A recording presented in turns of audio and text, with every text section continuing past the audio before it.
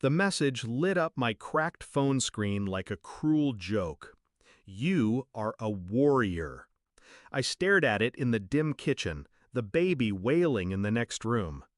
I had meant to text my daughter, begging her for $40, just 40, for formula. But my trembling hands had typed the wrong number, and instead of silence, or mockery, I got those words. Then, by morning, a knock on my door. A package. Heavy. Anonymous. Inside, $10,000 in cash. My blood froze, because money like that always comes with a price. My daughter had always been beautiful, restless, too hungry for a life bigger than this small town. When she married young, I hoped it would ground her. When she had her son, I prayed it would anchor her.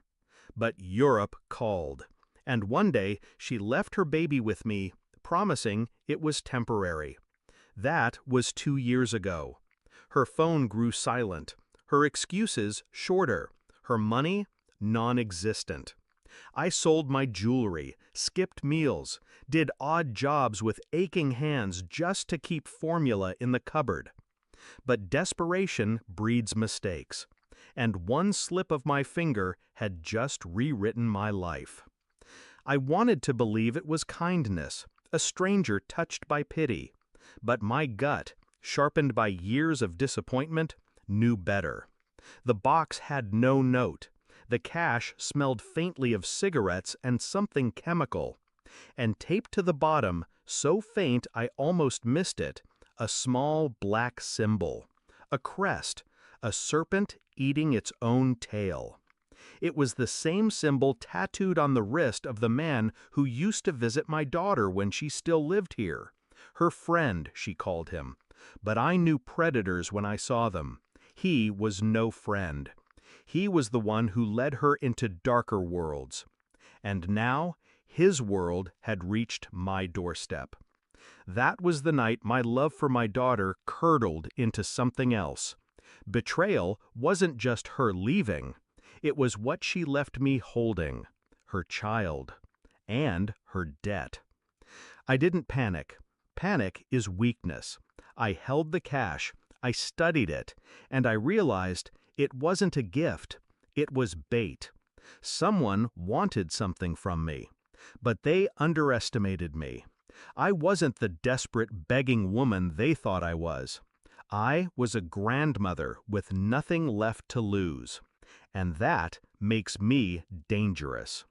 So I devised a plan. I traced the number. Disposable phone. But disposable doesn't mean invisible.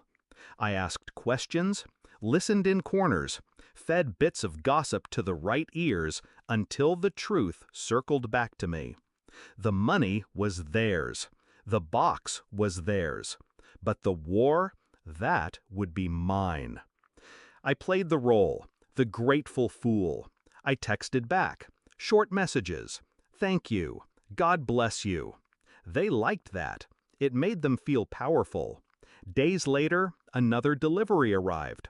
Formula, diapers, expensive, imported. I smiled, played along, sent pictures of my grandson, his wide, innocent eyes. I knew it was what they wanted. And behind the mask, I prepared. I funneled the money into an account under my grandson's name, clean, untouchable. I copied every message, photographed every package, tracked every courier. They thought I was leaning on them. In truth, I was building a noose. The meeting came sooner than I expected. Another box. But this one didn't hold money. It held a phone. It rang as soon as I opened it. Her voice slithered through the line. My daughter, laughing.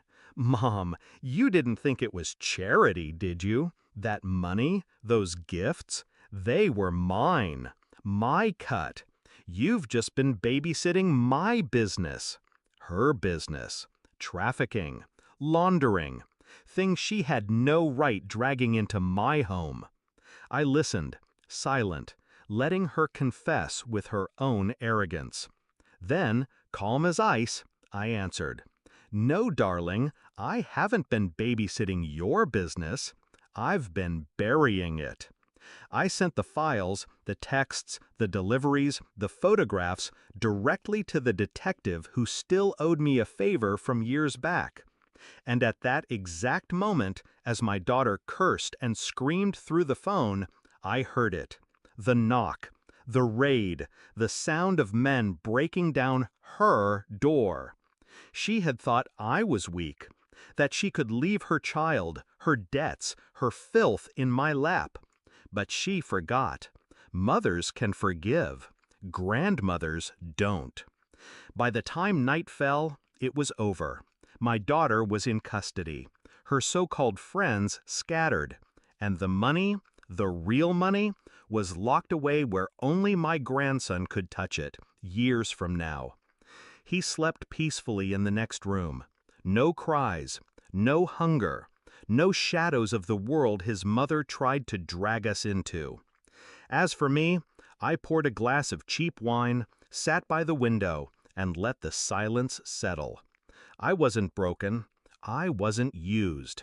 I was a warrior, just as the stranger's text had named me. But the stranger was wrong about one thing. Warriors fight for victory. I fought for revenge, and I won.